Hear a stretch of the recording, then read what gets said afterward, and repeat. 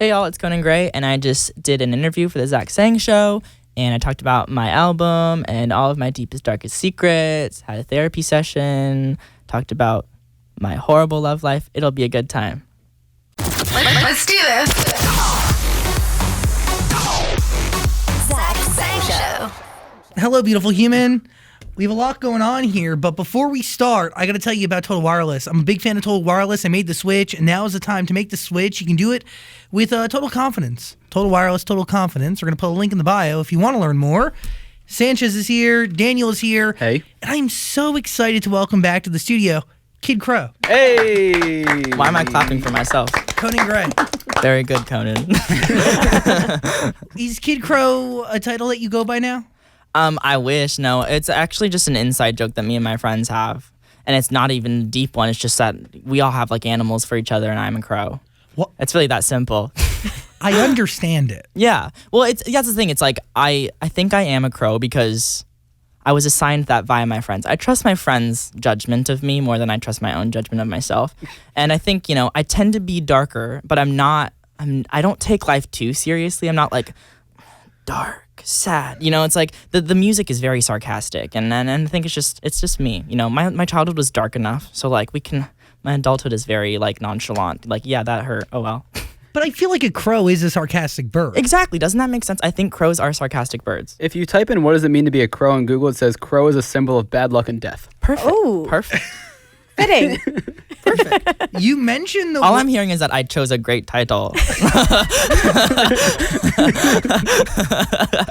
You mentioned death on this album. Oh my God. I talk about dying so much in my music. I'm like, ooh, I hope I die. Like all the time. Also, I'm always like, I hope you die. It's actually my A&R guy at my label counted the amount of times that I said kill and die in my album, and he said I needed to cut them in half. So do you take that criticism and actually do it? What do you think, Zach? No. No, I did not listen at all. It's all over the album. When did you know this album was finished? When my deadline came. Honestly, I think I just wrote so many songs. I was like, Conan, no, you're not going to squeeze anything out of your ass anymore. Like, you've done enough. It's done. You've written like 200 songs. It's enough. And then I just decided to pick the top 12. Yeah. So how does that work? Like, do you write 200 and then try to weave together a story out of the 200? It's like a battle. Like we put our top, as I write them, like this one will like beat out that one, and then we're like, okay, forget that song. Like, I did a better version of that song already. It's kind of like we figured out what I like the most. Also, like what stuck with us over the album. Like, sometimes I'll write a song and I'll like forget about it, and then 3 months later I'll like still be stuck in my head. I'm like, that's actually a pretty good song. Like, maybe it should be on the album. It was a very, very like natural process of like finding what felt the most like me on an album. Because also it's my debut, so I gotta say what I need to say. Yeah, you gotta. I mean, do you feel pressure to share as much about who you are as possible? I think people know enough to where like anything I say won't really shock them. But I also think on the album I talk about a lot of stuff that I guess I haven't really talked about much, but also like I've been kind of, I don't know, it is scary because there's a lot that I say on the album that like I'm afraid when people have it that they're gonna like interpret things weird or like be like, oh, Conan Gray is a horrible person or like stuff like that. Whatever, we'll see. Let's go through some of these records. Because You've heard it. Oh, I've listened to the You're album. like one of the few people. I'm so excited. I mean, yeah. I've listened to it like probably 4 or 5 times by now. Oh my God, I'm so happy. I'm obsessed. Thank you. I listened to it on repeat over the weekend. Listened to it today 2 times. Dan got it late, and he's Both of us got it late. It was given to us about an hour ago. Oh, perfect. Oh, Thank you so much, Zach. Got one full listen through though, so I do have questions. Okay, good. We'll get to that. But we need to know something. It's a secret body of work right now. It is out as we speak. Yeah, as we speak. This album is out, so you need to listen to it. Let's start. I don't want to cover the songs that are out except for The Story, which is an incredible record, but you end the album with that. So let's start at the bottom.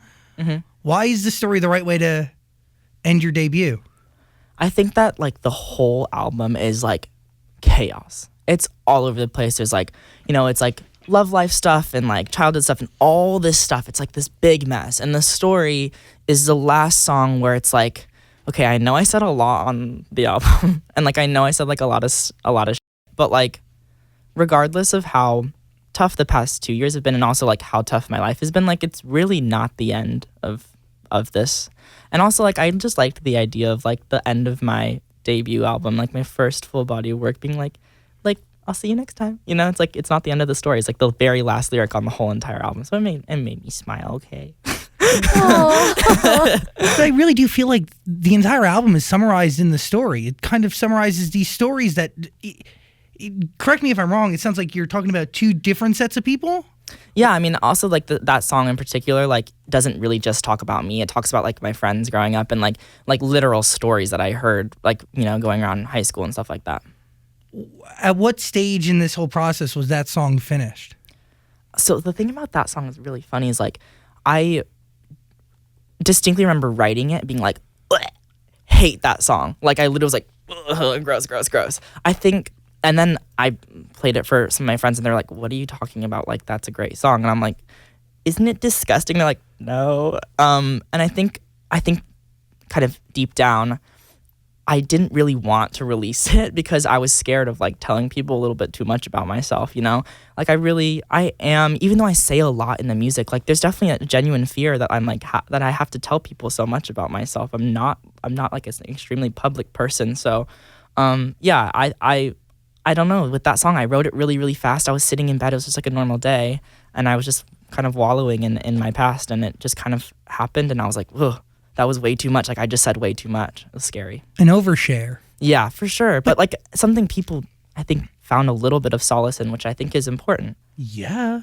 And it's anthemic and it makes you feel and it gives you hope and it gives you motivation to keep going. Yeah, I mean, it's like I think when you're a kid, like every single thing that happens to you feels like the end of the world. Like when you're 6 years old and like I grew up in an abusive household, like when you're 6 years old and you grew up in an abusive household, you can't really imagine not being 6 years old. You can think like, oh, like maybe one day, but it's hard to tell. And so I think like I wanted to tell people, all people, no matter like what age you are, that like no matter what you're going through, like I kept kicking and like everything is fine now. Everything's like better than fine. Like my life is, I can't even believe it's real. And like if you just like, even if you feel like it's really the end of your road, like I promise it's not. And I think that's an important thing for people to hear every once in a while, even if it's like you listen to it once, you're like, ouch, you know? But I think that is something that you need to remember. Even though it feels like there's no end in sight, there is always an end in sight. Yeah. But you got to keep moving forward. You just got to keep going. The story is beautiful. Thanks. I thank you for sharing it. Let's go to Wish You Were Sober. Is this about a lover? Is this about a family member? It's a bop, dude. Thanks. It's so catchy, and I've been singing it. Good, thanks. But Thank you very much. Also deep as Yeah, I think that's a classic kind of case of me taking a kind of situation, like a kind of not so good situation, and making it like fun, you know, which is very like me. Like I said, I don't take stuff too seriously, and like when something bad happens to me, I'm like, haha, oh well, you know. I think that's like a generational thing.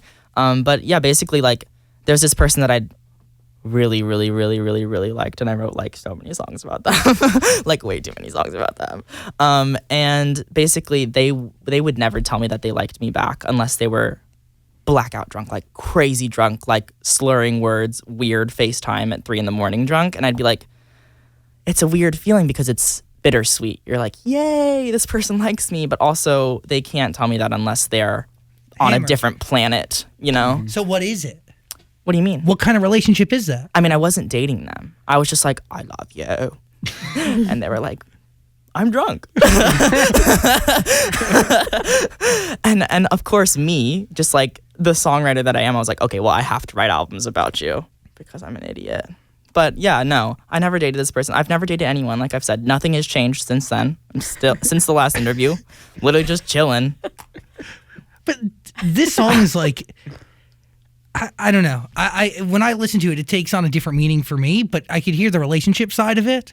There's always somebody in your life or a couple people in your life that you wish when you're around them that they were just sober because they're acting like fools. Yeah. Also, it's like, I think when you like someone, you just like, overall, you just want them to like you back. That's just how your brain is. You're like, please like me, please like me, please like me. And then when that like moment where you're like, we like you, is ruined by them being like vomit drunk, then it's like not really that great of a. It's not like that like classic like movie moment that you were expecting. You're like, where are the cameras? You know, it's like Not so cute anymore. not that cute. It's not a meet cute. Yeah, no. not a meet cute. No, Do you have a vice?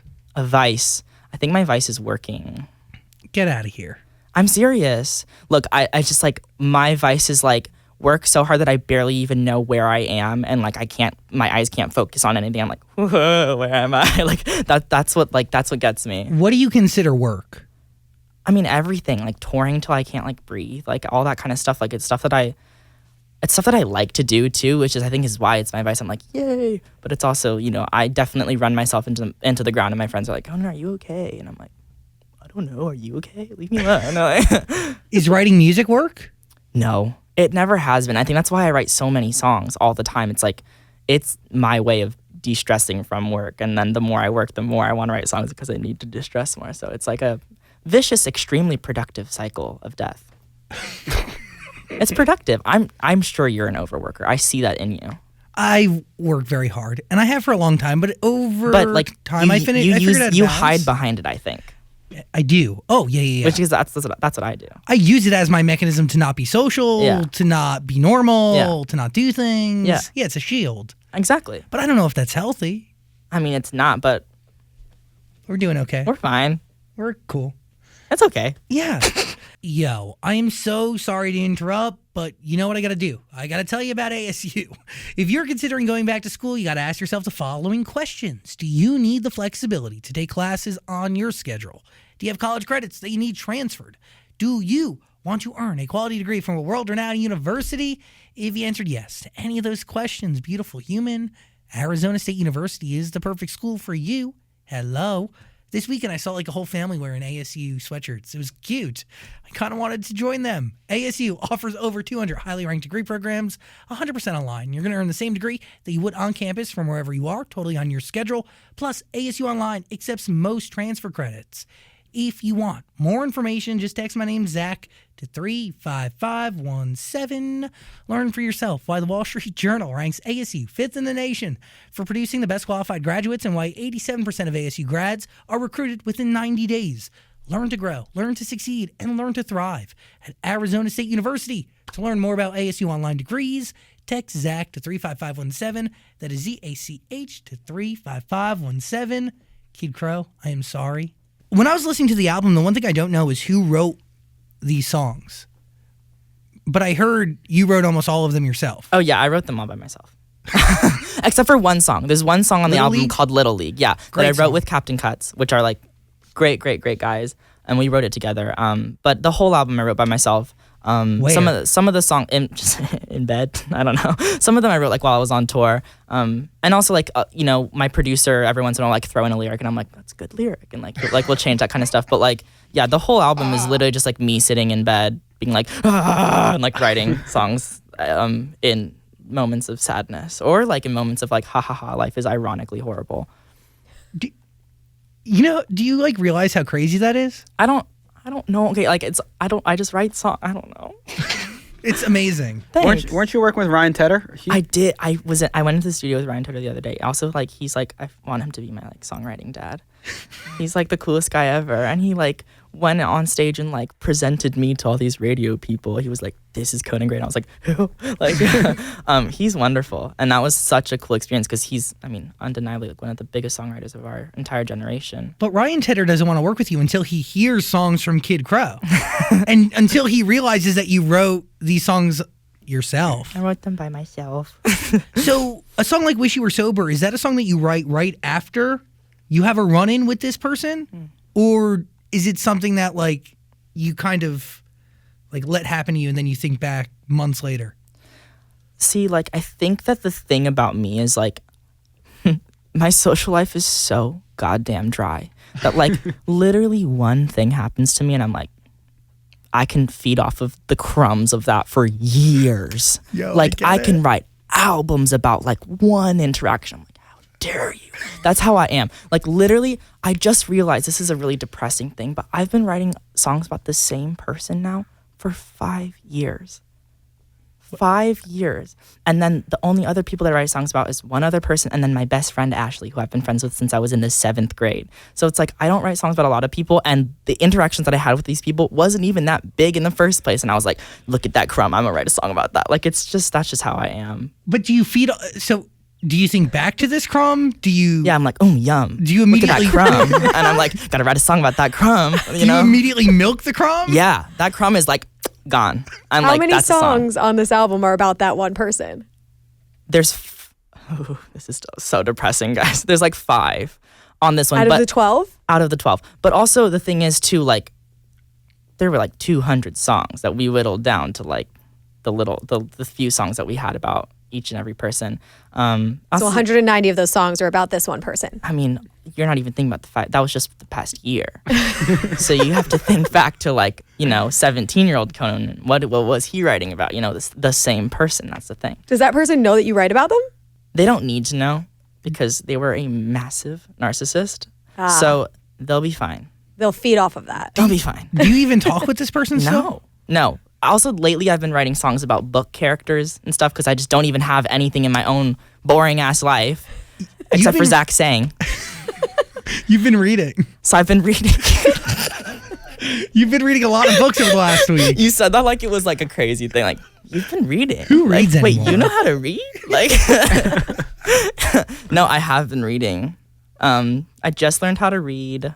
Congratulations. Thanks, guys. No, yeah, I've been reading. Also, because I'm like really scared of the internet these days. I just like don't go on anymore. It's a bad place, isn't it? It's scary. What? Why do you say that all of a sudden? The internet is like a place where like I grew up on the internet, but like sometimes I wish I had it because like it's just a scary place. Like it's an extremely powerful tool, and I think that like we'll look back on this era of our lives where we're like this era of humanity where like we just now are learning how insanely strong the internet is, and like kind of be like, holy, can't believe we used to do stuff like that. I think we'll like look back and be like, wow, like that was bad. I get it. It's a great power that has gotten out of hand. I think in 10 years we'll look back and be like, whoa, like, whoa, that was a lot. With great power comes great responsibility, yo. Yeah. And the internet really does give a human being endless possibilities to connect and to learn and to create and to kind of do anything, to speak their voice. I wouldn't be sitting here if it wasn't for the internet. Me either. No. It's wild. So it is a little shocking when I hear you say that the internet is a dangerous place. It is a dangerous place. So I've just been reading books, just learned how to read. It's been big for me. Online love. Online love. I like the parentheses that you use in the song titles. Yeah, for the interludes, yeah. They make a difference. Oh, thanks. Why were these interludes important? The interludes, I feel like I wrote purely just for the fans.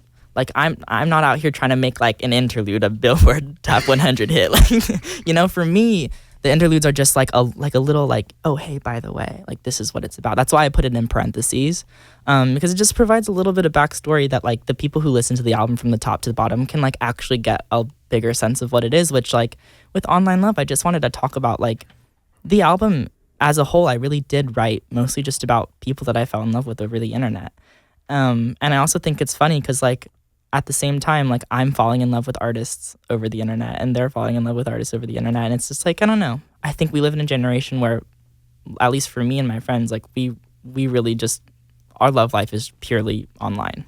Is online love different than actual love? I mean, in the song I say like I can't help but imagine what we would be like if we weren't just online lovers, Because there is a difference. Then like there's a difference between like walking into a cafe and being like, oh my God, I dropped my books. What? And like, look at you. What? You live in the same apartment building as me? And like being like, oh, hey, in your DMs. There's a difference. Yeah, totally. There's a difference. Do you get pleasure from online lovers? It's always empty. That's why it's never good. It's like, because you get to a certain point and then you're just like, this is so boring. Like, I don't want to ask you about your day. I already know what you did. So Just why sat don't you around. meet up with these people? Yeah. Meet them in real life. Will you ever go from online love to tangible IRL? Maybe one day, but not anytime soon. Mostly just because like touring and everything. It's just like it's hard. It's hard out here for a little boy who's on tour, guys. I feel like that's like such a consistent excuse. Sorry. Look, Haven't we just talked about hiding behind work? Yes. That's just let me hide, Zach. If you want to hide, or if you want to live, so then you can write more songs instead of reading books. But I can live off the crumbs, like I said. I just need one interaction with any of you three. So give me a little something, and I'll write an album about you. That's so exciting. Whose voice is on Online Love? Oh, it's a bunch of my friends, and it's literally just like a conversation that we had that I like creepily recorded because it just made me smile. Basically, it was just like, when like you're with your friends, you're just like talking about like relationships, and it's just like the most hilarious, ridiculous banter. And so I wanted to stick it in the background there. Did you actually record the vocals somewhere else, or was that in the studio and you kind of laid it underneath? That song in particular, actually, I recorded it on my phone. Literally, it was me in my hotel room. I recorded it, me playing it on my guitar, and then I produced it myself on Logic on my computer in a hotel room, and that's literally how that whole song was made. Whoa. Yeah. Can we be friends? Can we be friends? Another interlude. Mm-hmm. This actually has like thick substance to it. I'll tell you all the times I wish I could die, one of your many references to death. And if anybody f***s with you, they f*** with me. So if anybody f***s with you, I'll knock their teeth out. I'm with you. Right? Have you actually fought somebody before? I've never fought anyone. One time I stabbed a kid in the leg with a pencil. Whoa. And I was in the 6th grade. There was this guy who was my middle school bully. His nickname to me was Greasy because he had the greasiest hair. Boy never took a shower. He did not know what a shower was, and he was so mean. He was so mean to me. And so one day I was sitting in choir class, and he was like doing something that was like hurting me. He was like, I don't know, twisting my wrist or something. So I got a pencil. I like sharpened number 2 pencil and stabbed him in the thigh. Dope. And it literally went into his thigh. Also, I was a 6th grader. Violence is not the answer, guys. As a 6th grader, I thought it was the answer. Stabbed him in the leg.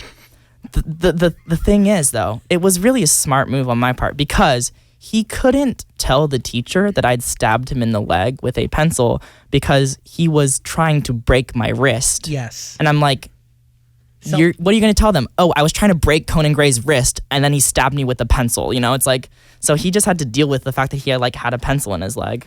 Self-defense. It was self-defense. Hey. But I will fight someone who hurts my friends, always. But That's it's never the sign happened. of a good friend. I've been like, yo, back the off. Like, I will ruin your life. For sure. I can't believe you stabbed a man with a pencil. Have you seen Greasy? Are you surprised? Like, are you surprised that No. I stabbed someone with a pencil? I don't think you should be surprised. Not at all. No. Have you seen Greasy in a while? I haven't seen Greasy. What? I actually know something about Greasy. Greasy really did not go down a good route in life. But I do know that he did end up in jail by the time I was in high school. For what, stabbing someone with a pencil? No, I don't know if I should say this. Just like It's okay. Yeah, he just really didn't. He just was a really mean person, which makes me really wonder. Like, I wonder if I don't think he was like okay at home and things. I really wonder. Like, I wish I could like talk to him and see how he's doing because it seems. I mean, it's sad. Oh, wow. You want to reconcile with your bully who's walked down the wrong path in life. Yeah, I mean, it's like no like seventh grader is just like naturally mean. Mm-hmm. Totally. It's always retaliation to something. And there's a reason behind Yeah. that type of stuff. Yeah, and so I wonder, it's like like I grew up in a bad situation, and there were definitely times when I was just aggressive for no reason. And it's like I don't really know. I mean, it's like stabbing someone in the leg is not a reasonable way to react to stuff. But it's like life is tough. You never know the full story of anyone ever. You should never stab somebody in the leg with a pencil. Don't stab someone in the Knock their leg. teeth out. Knock their teeth out. That's a different answer. It's just like if you're mean to my friends, like I'll knock your teeth out. Do you see your friends as family? Yeah, for sure. I mean, like, family life has always been like a bit rocky for me. So I built my own family with my friends, like to the point where like I was in their Christmas cards. I would sleep in their guest bedrooms 5 days out of the week. It was just how I was. I found a lot of comfort in them. I have a question. Are these friends that from like elementary school and middle school, or are these friends you made when you moved out here? Friends from high school, mostly middle school and high school. And they're friends, that like no one liked me when I was in school, which I don't think is surprising. But like no one liked me except for them. They're the people who just like loved me for what I am, which is like that's really rare. People, I feel like platonic love is so underrated and like not talked about, especially in music. It's always romantic. It's always romantic. And like I wrote so many songs on the album about my best friend Ashley because like she's the most important person in my life. Like I can't lie. And I also think it's like we romanticize romance all the time, which obviously it's romance, but like platonic love is so important and no one ever talks about it. They don't make movies about BFFs, you know? Very rare. Very rare. But you look at friends differently. You put a different weight into those relationships. Yeah, I mean, like those friends were there for me when I needed a family. They were my family, you know? And they took me in when I didn't have a home. And they were the people that I stayed with when I didn't think it was safe for me to go home. And they're just like everything to me. They're my best friends. Like, but like they're my best friends. They're not just like a buddy. I'm like, that's my soulmate right there. What do they think of all this? I mean, they have to be proud. They're proud, but they think it's hilarious. They're not like, wow, like Conan, you're so cool now. They're like, ew, why does anyone like you? You're disgusting. Like they're not boosting my ego at all. You know, they're very much like what's going on? Like why do people like you? Like I know like I like you, but why do other people like you? I'm like, I don't know, for the same reason. I don't but they're very proud of me for sure because they've seen me, you know, the ups and downs, but they're the first people to be like, Conan, that sentence you just said was so stupid. Like, do you realize how dumb you sound? You sound like such an idiot. Like saying like, oh, I have to do another interview. Like, shut up, Conan, do the interview, you know? Well, it's what you need. Yeah, they keep me grounded because they don't want to see. I always say like, if you ever like see me in the tabloids doing some dumb thing, just come and shoot me. I don't want to be that person. Just come. You have permission to just come shoot me. Okay. Maybe not shoot. Take me out. Fight or flight. Fight or flight. Where does that record come from? Fight or Flight is kind of one of the songs that I like just wanted to tell a story. You know, I think the roots of like country music especially is very much just like, look at this story that I came up with. And this was it was just one of those situations where I'd really liked this one person and they liked someone else. But they also liked me, and it was just like this constant like game of back and forth. And so I was like, I don't know what to do in this situation. Like, do I like scream and make this big fuss, or do I just like leave and just like let it go? You know, is it like fight or flight? I think it's a pretty common question in any relationship. It's like, do I try to make this a big thing, or do I just like finally pick up and leave? Totally. And by the way, like in any type of relationship, it could be platonic, totally. It could be romantic, it could be family. Mm-hmm. Like that is a big question. Is it worth fighting for? Or do you just peace out? Yeah, do you just like finally like have the last straw and just let it disappear? Which I'm the king of burning all bridges and disappearing. It's like my thing. I'm really good at that. They're like, oh, wonder what happened to Conan. I'm like, I don't know. And so my answer is usually flight, unless I fight with a number 2 pencil in the leg. Is flight weakness? I feel like I'm the same way. Flight, it depends where you're running, like why you're running. Like, are you running because you're scared, or are you running because it's time for you to go? And like, you know, I think like in particular like in abusive relationships, like it's brave to leave, you know? Mm-hmm. But sometimes I'm just like, I'm scared. I'm just like run away. Especially when it comes to like romantic relationships, I am so cautious. I'm like, why? You just move your arm too fast. I'm leaving. Like it's just like I can't do that. Yeah, because you're looking for excuses to not be in it. I'm looking for excuses to like keep my distance, you know? I think that's always like, I'm just afraid, you know? I don't intimacy's a lot. 2020 intimacy in 2020, like who can afford that? Yeah, but that is a deeply rooted thing that goes back to you being a kid. Yeah, probably. It's definitely like the therapist answer is like, oh, the people that were supposed to love you didn't love you, and so now you can't let anyone else love you. But the Conan Gray answer is just like, I'm a little scaredy cat. Yeah, because you don't know what it's like to feel loved outside of your friends. Yeah, and also like the first person I loved so much, I was like, I love you so much. They were like, I don't love you. I was like, okay, that's fine. Yeah. That's rough. It happens, whatever. How old were you when that happened, though? I was like 17. I saw this tweet the other day that was like, like teenage boys get their heart broken one time and never recover. And I'm like, I'm like, that's me. Like literally one fucking time, Conan, calm the fuck down, and I'm like, I gotta go become a singer now. When I was younger, I had my heart broken twice, very close together. Oh, ouch. Ruined me. Ruined you. Literally never recovered. Changed the entire path of my life forever. And now I don't love that type of person any longer. I know. Changed everything for me. I know. Also, it's the first one that hurts the most. The first cut is the deep. You know what I mean? The cut that always bleeds. Yeah. Is that you? The cut that always bleeds is a song that I wrote kind of at the very last leg of this person that I'd really liked, and it was just like basically a song that I wrote about getting strung along. You know, there's those people that you just like every single time that you think that you're over them, they just pop back in, and you're like, damn it, like I still like you, and also like this wound that I'm trying to heal over, like you just keep coming in and like opening it and like cutting it open every single time. It's just about to heal. They You're like, know when to do it. I know. They're like, It's like a sixth sense. They're like, I can tell you're kind of getting over me, so I'm gonna pop back in, show you how hot I am, and then yeah. I'm gonna leave. Like, and you're like, Or they say something sweet to you out of nowhere. And you're like, they're well, like, hey, how are you? I'm like, Oh my God. They said something so sweet to me. How are you? yeah. All they need to say is, how are you? And I'm like, oh, I gotta go write another album. Yeah. No. There's those. They can tell. There's a They sixth know. sense. They're They like, know. oh, they're about to get over it. Yeah. But this song is a battle within. I can't be your lover on a leash every other week when you please. I can't be the kiss that you don't need. The lie between my teeth or your teeth? Your teeth. Your teeth. The cut that always bleeds. But at the end of it, you come to this realization that you're down to be this lover on a leash. That's the thing. It's like, no matter how much you're like, I think it's human. It's like, no matter how much you're like, I'm fine. I'm going to get over you. Like, you know, at least for me, I know that the second this person would be like, okay, let's date, I'd be like, okay, cool, whatever, let's do it. Like, you know, it's like, I will always be a sucker for this person. That's just how I am. I don't fall for people very often.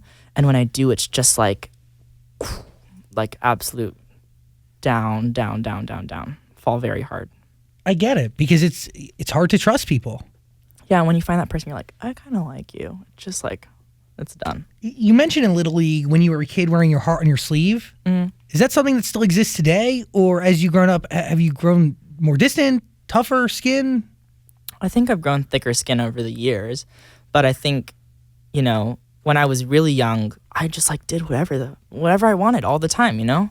It's like my best friend was babysitting a kid, and the kid, you know, kids just say whatever they want all the time, and they say things that are crazy, but you're like, you're not wrong, you know? They say something and you're like, and it's just like very profound, and like you just like, you know, when you're a kid, you just want to love. You want to love other people, you want people to love you, and like you're just so open to it.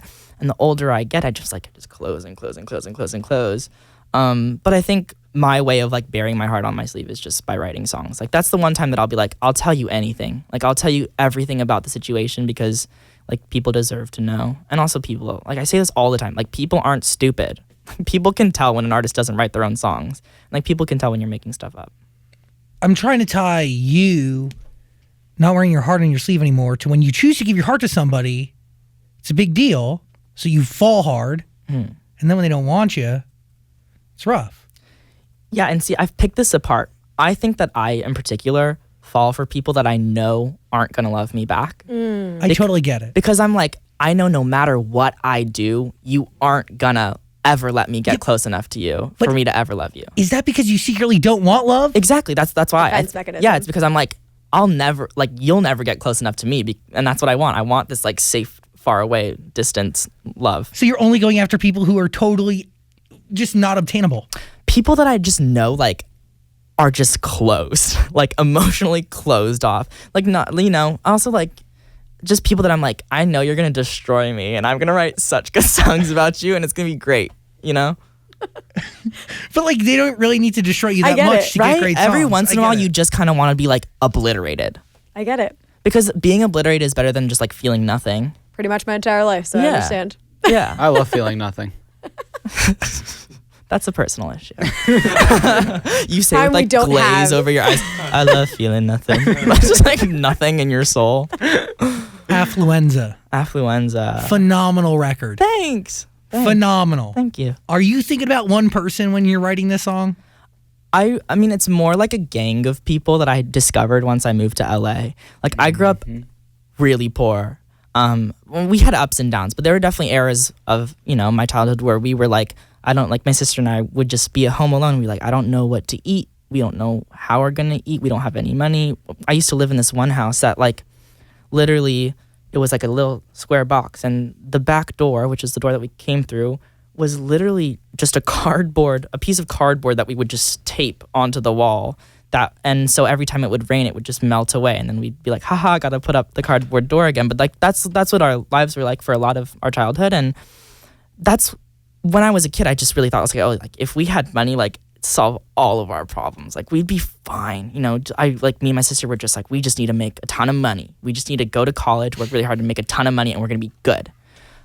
Which, yeah, like money does solve a lot of problems. But once I moved to LA, I discovered this like alternate group of people who lived on the complete opposite side of the universe that I grew up in, that were born into so much money that it makes you want to vomit. Unbelievable. Like privileged the second they were turned into an embryo. And they're unbelievably sad people.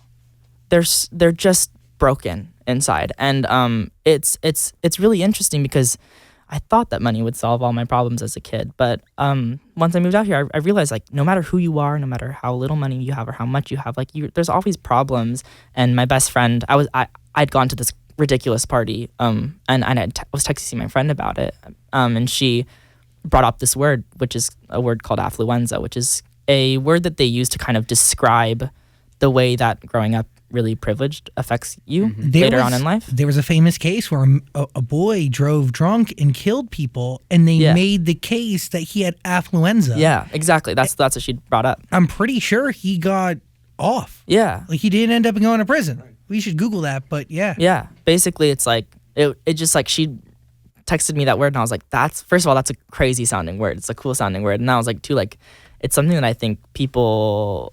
It's just a weird perspective that I'd never really thought I would have, the perspective of seeing both sides of the world, and it was something fun to write about. Well, so seeing both sides of this universe, which is true, right? Like it's the other side of the world, literally. It's completely different. It's unlike anything that you could ever have imagined growing up. It's like Great Gatsby. It's crazy. Do you build a definition for success and happiness? Seeing both of them and seeing how different, and kind of trying to figure out what the middle looks like? Yeah, I don't know. It's like it's hard to tell really what makes you happy. I think that's just like a really existential question of like what in the end matters. And I don't know. I'll have to like ask dying Conan to figure that out. Yeah, but what about success? Because if you realize that money can't buy happiness, but when you're growing up, your goal was to work so hard to make money. Because you thought it was going to fix things. Yeah. I mean, for me, like, the fact that I, like, am sitting here on this couch, like, at an interview talking about my debut album is, like, insane amounts of success for me. I really never thought I would get even close to this far at all. Like, getting into college was my biggest success of life. And then, but before that, getting into, like, I don't know, art competitions. Like, it's like every little thing was a big success to me. So I think in my head, I'm trying to take things just, like, day by day. And not, tell myself that if I don't reach this certain goal that I'm going to be a failure. But I definitely do think like that. But it's something I try not to train myself to do. And I don't really know what success will be. I think success will be ultimate happiness, but I don't know what will bring that. Has money made your life easier? Absolutely. Absolutely. A lot of the problems that we had growing up when we were super poor, I don't have those problems anymore.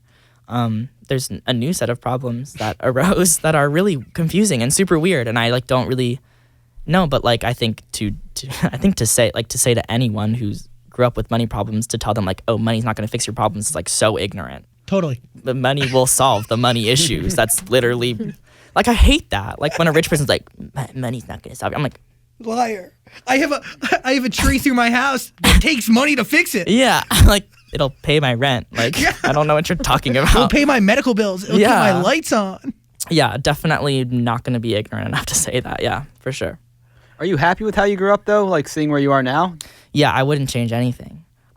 Is that hard to say? No, because I think, like, for me, my childhood made me who I am. I wouldn't wish my childhood on anyone else, but, like, I think that's I'm always like, oh, I took that bullet for us. Like I dealt with it. It happened to me, and now through writing songs, I can help other people deal with similar situations, which is like, it's full circle, and I can handle the punch. It's whatever. Yeah. Is there a song on this album that you feel best describes who you were As a kid? Yeah. I think the stories where I talk the most about my childhood, and I think there's little pieces of past me interlaced throughout the whole entire album, which is why I'm scared for it to be out. Like there's so many songs that I'm worried about saying too much. But I'm trying not to really think about it. I think people deserve to have real songs, and there's definitely songs that I'm like, oh gosh, I really hope that people don't take that the wrong way and stuff like that, because I say a lot of stuff that's like kind of weird. What is top of mind? Top of my mind, I just keep thinking that like people are gonna think I'm like literally a murderer because I'm always talking about like killing people in this song. Also like who knows? Maybe like one day like I murder someone. Heather. It sounds like you're gonna murder Heather. My favorite Heather. song, by the way, You're gonna is like Heather. Heather is Oh, my thank you. favorite song. That's my favorite too. Oh, I love that. I love this song. That's my favorite like crying one. I just relate to it. Yeah, I think anyone relates to like absolutely f***ing hating the person that you like. I've had a Heather that I've hated. Everyone has that Heather.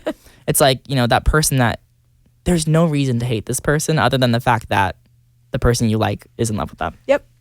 Perfectly nice Which is girl, so Heather. petty. Heather is a wonderful girl. Yeah, but it sounded like you wanted to skin her, but you also were admiring her.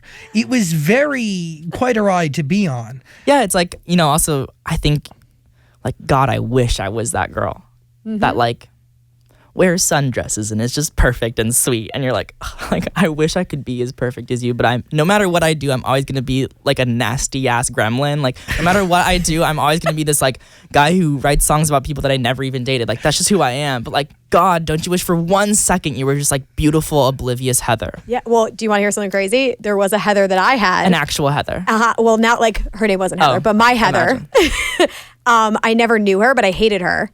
And then I got to know her, and she ended up being one of my best friends. I know, right? And you're also like, you're obsessed with them. Yeah. You're like, I just admire. And then I'm like, Heather. of course he loves you because I love Of you. course. I want to date you now. You're wonderful. I would date you. Jesus. It's like it's hard. It's a hard situation. Everyone just wants to be liked back. Totally. So, do you want to be Heather? I want to be dead. I want to be dead. Why did I just want to say it? Oh my gosh. Subconsciously. My brain was like, say it, Conan, say it. Stop.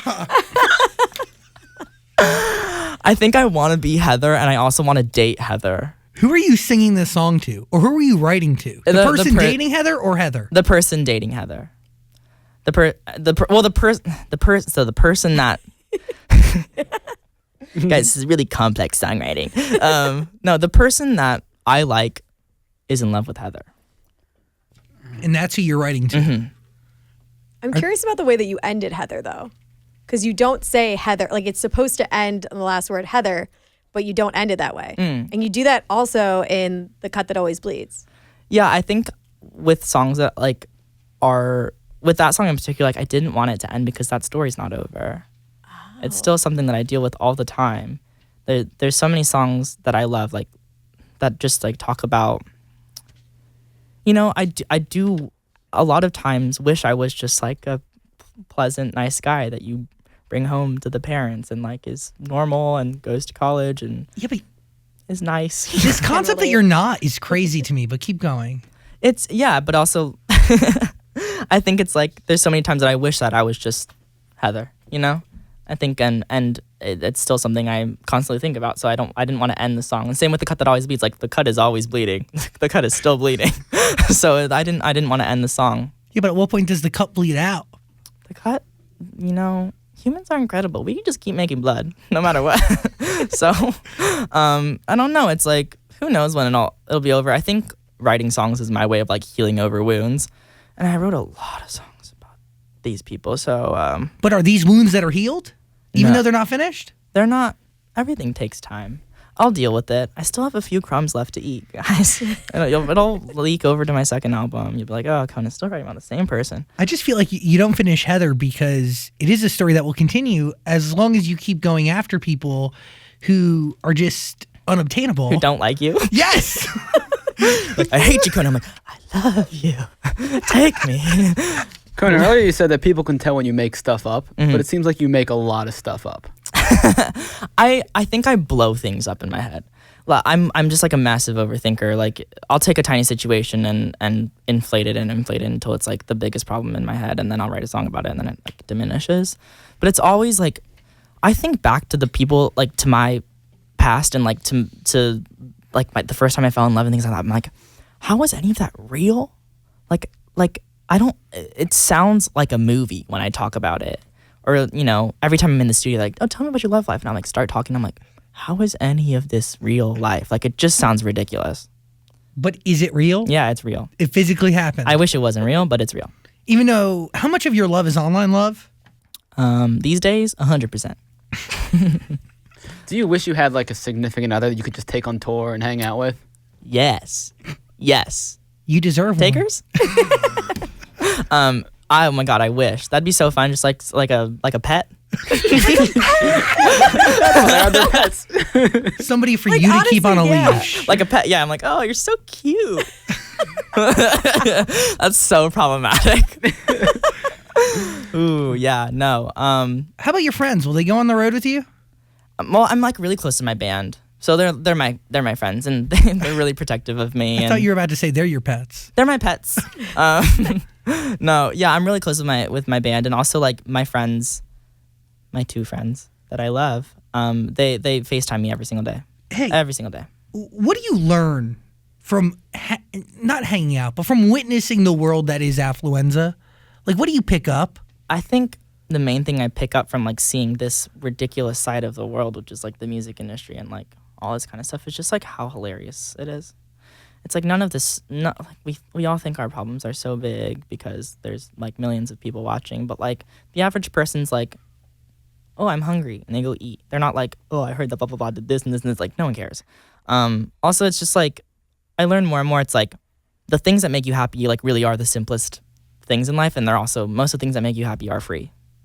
They're like things that, Their relationships, their experiences. it's experiences, it's love, it's simple things that you can have at any point in your life. But like also, I'm sure like having a yacht makes you happy too. So like that can't be ignored either. If we went back to Texas with you, what would we do? We would all get in my car and we'd blast borderline crap pop music. So my life, yeah. Yeah, borderline crap. So my own songs. And we'd just drive for hours. We'd go to Sonic. Have you been to Sonic? Of course. Yeah. We'd go to Sonic. We'd all get lemon berry slushes and mozzarella sticks. And we'd just drive and talk and just like literally just live our lives. Like it's when I go back home to Texas, it's nothing. They're like, what do you do in a small town? You go to 7-Eleven, you get a Slurpee, Yeah. and you're like, okay, what do we You do sit now? in a lot of parking lots. Sit in Yeah. a lot of parking You go to lots. Walmart? You go to Walmart. Yeah, Walmart's good because it's open 24/7. Totally. I've been to Walmart at all times of the day. Also, like me and my friends joke that there's like liminal spaces. I don't know if you like basically like spaces where it's like time doesn't exist there and it's like an alternate like reality. You can do whatever you want. Like Waffle House at 3 a.m, liminal space. Like doesn't matter what you could like literally, I don't know, jump off the wall and it wouldn't matter because it's not reality. Yeah, I get like it. Walmart at 3 a.m, not reality. Whataburger, does that fall into this category? Whataburger is definitely it's a Texas liminal space specifically. I get that. And there's a lot of, like, they're always busy. Yeah, I was always really scared of Whataburger because all the cool kids would go to Whataburger and they would like smoke cigarettes and I'd be like, oh, you're so cool. Most of the losers go to Sonic. Yeah, because we don't have to get out of our cars. I mean, all three of us said that we've been to Sonic, so I think that says something about us too. Yeah, I've only been to Whataburger once, yeah, exactly. Me like twice in my life. and you lived in Texas. I lived in Texas and I've been like twice, which just shows you how not cool I've always been. But is your life different in Texas now? Like, can you walk around and do the same things? Or are people like, oh, there's Conan? He doesn't really leave his car. I don't leave my car. No, it's And he goes to Walmart at 3 a.m. and Waffle House. well, like it's just kind of funny because like I feel like in Georgetown, Texas, I'm like exponentially more famous than I am anywhere else in the world because nothing happens in Georgetown, Texas. So they're like, oh, did you hear that like that kid Conan like became a singer? But they're all really proud of me back home. But yeah, like me it's more like my best friends, like my friends aren't used to me getting stopped and stuff like that. And I'm like, I love people coming up and saying hi. Like I'm so used to it, but it freaks them out so much. So we just like kind of stopped going outside. We just like kind of hang out. We like do what we used to do, which is like watch movies and go to Sonic and stuff like that. But also like I feel like it's such a burden to be friends with someone who like is in the public eye, and I just kind of like they're not used to it, so I don't like want to force them to like have to go deal with it. Oh my God, you're not a burden, and it's really not that big of a deal. Yeah, I just it freaks them out. They're like they hate it. They get so nervous. So how would you know, Zach? Well, I mean, I have friends that are a little famous, and I'm not gonna lie, a lot of them have gone through their own periods of time where they didn't want to leave their house or they didn't want to do things, and it was a total switch of life for like not just them but like the friends around. Yeah, because one day we were going out freely, and the next day it was like can't do anything. Yeah, I think like they never asked to deal with it, so I don't want to force them to deal with it. Also, like we were all like just like the normal, not normal. We weren't normal, but we were like all pretty much just like the shy kids, and I don't want to like the fact that I exist in real life like is mortifying to them. They do not like it. They're proud of you. They're Shut very up. proud of me, but they're also like, can we not go outside? I'm like, yeah, let's not go outside. Are your mom, sister, dad still in Texas? Yeah, all of them are still in Texas, and my sister's like literally a saint. She's like a Disney princess. I'm always like, shut up. What does she do in Texas? She's a nurse. Oh, she saves lives. Real job. I know. She's like perfect. I'm like, oh, so ridiculous. Did you play the album for them yet? Yeah, my sister heard it. She's like the like your like average music consumer where she like really doesn't care about anything. So she's like, I'll play a song. She's like, I like that one, and I'm like, what do you think? Oh, it's nice. She doesn't care. So yeah, they're also like they're just really proud of me, but they also have like no idea what my life. I think like in their head I'm like the most famous person on earth, but also like I'm like nothing. So it's weird. They're very proud of me though. Yeah. Why are you so self-deprecating? No, it like they think I'm nothing. They're like, wait, are you famous or are you not famous? They can't tell. Do they come here at all? Not much, but every once in a while they'll visit, and they're very excited. My sister came to Lollapalooza. She was like, whoa. She was so proud of me. It makes me happy because like she's my favorite person. Do we want Coachella to still happen?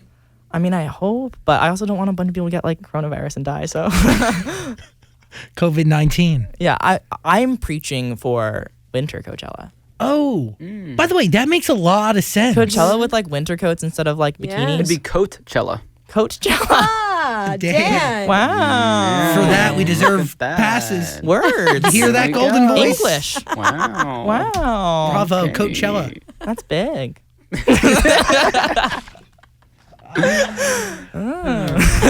It's a big deal that you're on that lineup. I know, it's kind of crazy. I'm like, shut up. That's crazy. I can't believe people want to see me. I've never seen you live. I feel like you'd be a good time. Thanks. It's I think it's what you expect. I dance very crazy, like an idiot on stage, and then everyone sees me dancing like an idiot, and they're like, "Hoo, I feel kind of bad," and then they'll dance as dumb to make me feel like I'm okay. Who supported you with music early on in life? Like, why'd you keep going? Because I'm sure there was 1,000 opportunities for you to stop. I think it was one of massive fear of failure. I was like, oh my gosh, Conan, if you don't do a good job, you're gonna die. Also, too, I just like, it was the internet. The internet was like my world. So they were the motivation? It wasn't that I was motivated because of the internet. It was just like the internet made me feel like I could do anything with my life, and music was what I wanted to do. Yeah. You had anything at your fingertips. Yeah, I was like, it's just, I mean, I think what's so exciting about music right now is just that like literally anyone can become a singer. Like I'm case number one of like anyone. It's Okay. just so cool. Yeah, but You can your also- vocals are sick. Yeah, you can sing. Thanks. And your songwriting is on another level. Thanks. Real talk, I think you're one of the greatest songwriters that we've ever had on this couch. Thanks. It's crazy. Thank you. But back to failure not being an option. Is that just who you are? Like, if you take something on and you let people around you know that you're taking on this challenge, do you then feel obligated to succeed? I'm definitely like a people pleaser. Like I like to do a good job usually, but also like, yeah, I just like failure wasn't an option because I didn't have a backup plan. Like I went to college with college being my backup plan to hopefully doing music, because by then the label started reaching out by the time I'd gotten into college. So it's for me it was like I needed to do well. I didn't have like a family I could fall back onto. I didn't have like all the things that I think could have saved me. So I was just like, I just need to do a good job. And so I tried my best. Well, college was your way out of Texas. Yeah, college was like, thank God, because like I'd gotten in, and it was like my incubation period of when I first moved to LA. Yeah. Do you remember calling your parents and saying that you're not doing college, or did you just leave on your own? I just left. I just left, and also like I didn't tell anyone I was leaving until after I'd signed. All my friends were like, all my new friends that I made in college, I just made like within the month. They're like, wait, you're leaving school? I'm like, sorry guys. And I also like a lot of the classes like I just didn't want to be in. I was so bored. College is so boring. So you didn't tell your parents until you signed a record deal? I mean, I was like, oh, like I think I might sign a record deal, and they were like, that's cool. And then I signed a record deal, and then dropped out of college, and they were like, whatever. Yeah. It's pretty wild. It is crazy looking back. I'm like, oh, that was kind of a strange move, Conan. But it all worked out. It was a needed move. I think like when you have an opportunity, like it doesn't matter what it is, whether it's like signing a record deal or like, I don't know, talking to someone that you're like too shy to talk to or something. Like life is so short. Just like do it. You got to shoot your shot. Shoot your shot. You've got like quoted so many lines from Eminem's "Lose Yourself" in the past. Yeah, actually, minute. I'm Eminem. It's nice to meet you. It's an honor to have you here. My dad used to play Eminem in the car, and it would make me cry because he would play, what's that song, Stan? Yeah. Where like he would like drown his wife in his trunk, and I was like, please turn it off, Dad. Please turn it off, because like it's terrifying. And now fast forward these years, you're talking about Eminem. You are Eminem, yeah. Yeah. I'm Eminem. Nice to meet you. Oh God, that's probably gonna be taken out of context and like really just not made into a good thing. Whatever. Don't worry about that. You are very much a product of your environment. It's very cool to get to understand you a little bit more today. Thank you. Thank you for giving us time and energy. What was that answer? Yeah, no, thank you for having me. Ooh, I saw you talking a lot about Lorde recently, and last time you talked a lot about Taylor Swift. If you could only listen to one of them, who would it be? Are you trying to get me assassinated? If I pick one, I will get assassinated. By who? The other one's fans? Probably by them. Oh, you think they're gonna come for you? No. Yeah, I don't want to risk any I don't want to risk you ruining any collaborations for you. In the Yeah, it's future. hard to say. I wouldn't know. They both gave me completely different aspects of my life. I think Lorde gave me depression. Do you think she gave you depression, or did she see you through depression? She led me through the path. And I think Taylor gave me like pop music obsession. Yeah, they are very different. Yeah, they're different. They're different people. But then like weirdly you're like they're like buddies. You're like I would love to see how they would interact. Cuz I'd imagine it's probably like so amazing. Kid Krow I have one more quick question. is the album. Yes. Have you ever thought about what like a happy relationship Conan album would sound like? Ooh.